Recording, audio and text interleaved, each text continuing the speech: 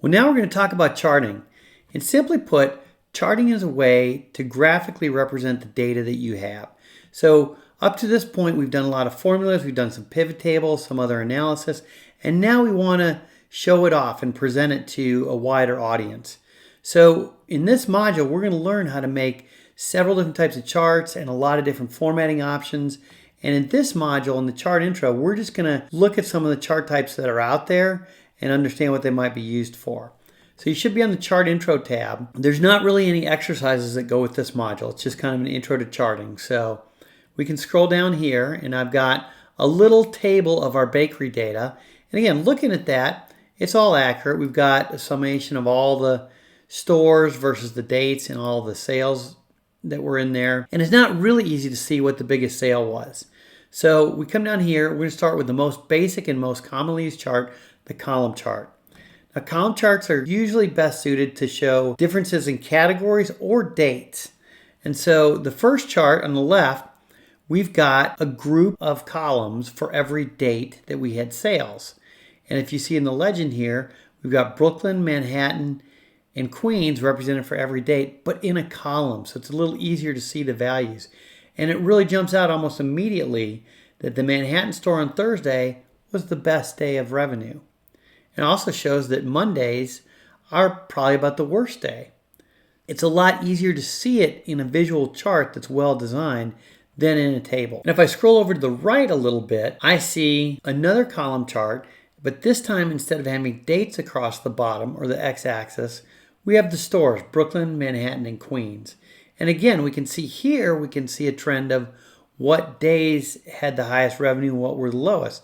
So right away we see that Monday across the board is the lowest revenue day, and Thursday is pretty much the highest for all the stores. And let's scroll down a little bit and look at bar charts next. Now, bar charts are essentially column charts turned on their side. And this is where, again, presenting your data, you're going to want to try these different ones and see which one resonates the best with the data you're showing. A lot of times for me with a bar chart, if I have many columns, like 20 or 30, I think it's easier to see that in a bar chart than across the bottom and have each one be a column. But again, a lot of this is personal preference. And if we scroll to the right, we see, again, a different representation of the revenue. This time it's by store again, and the bars representing each of the dates. One thing to note too is all the different formatting I've put on these charts. We're going to learn how to do all of that in the lessons that follow. And you're going to see it's really not as hard as it might seem. Next, we'll go down and talk about the line chart and the area chart. Now, line charts are usually used when you're trying to establish a trend or a pattern. And most of the time, they're used with dates, whether it's dates or weeks or months or quarters. What the line chart does is it takes one of your data points and connects it to the next one so that we see visually the pattern of the trend the data is going in. And we see throughout the week, we get more and more revenue up until Thursday, then it drops off slightly on Friday. Really easy to see that comparison across different data series, which would be Brooklyn, Manhattan, and Queens. Over to the right, we have an area chart. It's similar to a line chart, but it's filled in. So whereas the line chart just shows the line, area fills in everything below it. Now this can be tricky if you have several data series, so it's not always the best option for showing trends and patterns. But sometimes you might just have one, and the area does give kind of a feeling of volume where that there's a lot of items there.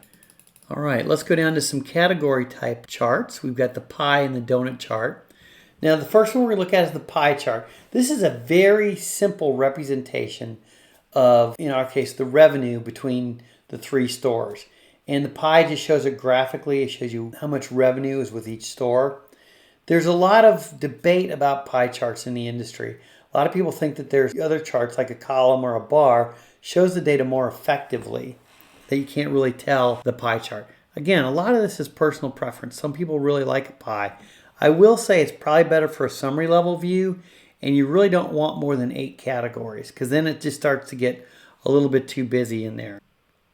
Over to the right, we have a very similar chart. It's called the donut chart, and you immediately see the main difference is the middle's cut out.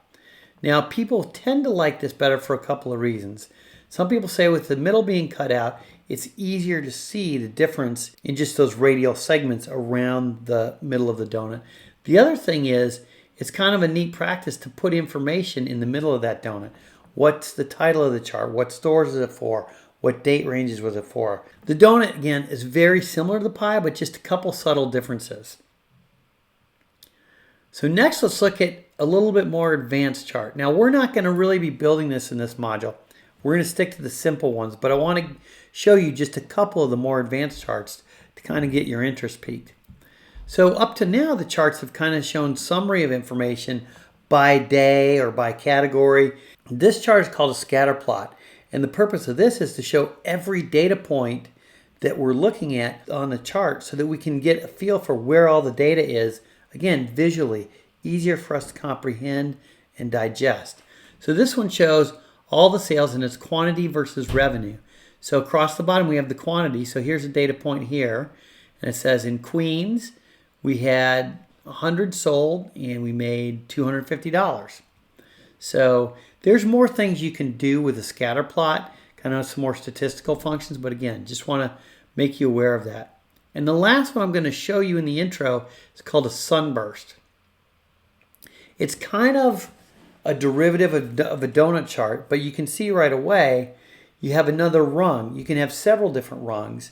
It's a way to show categories in a donut chart, but have more detail of information as we go out into the rungs. There's a plus and minus to this chart. The plus is immediately it's very interesting, draws your eyes in, gets your attention. And maybe there's another chart close to this one and shows the detail in a more conventional chart. But it does its job. It draws us into the worksheet to look at things. Now where I think it's not that great is it doesn't really tell me anything. There's a lot going on and I can't really figure out what the chart is trying to tell me. Is there one thing that stands out or not? It's kind of difficult in that way. There's several charts you'll see that are purely for visual aesthetic and to get people drawn in. And I feel like the sunburst is one of those. So let's scroll back up to the top.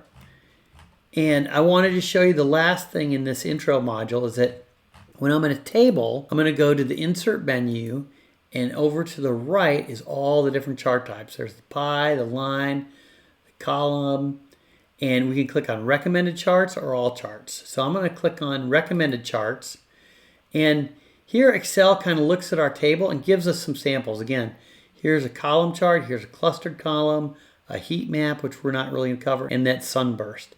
But if we go to all charts, here's where we can see every type of chart Excel has to offer. Now we're going to focus on the basic ones in this module, the column, line, pie, bar. But you see there's many more. XY scatterplot, stock, surface, radar, one of my favorites, tree, and then we have some statistical charting, a histogram, box whisper, waterfall. And we are going to talk about the combo because that's a really useful chart too. But you see there's so many to choose from. And as we get into building them, you're going to see how many different options you can put on them too. So that's the intro to charting. Let's get ready for the next lesson and start learning how to build charts.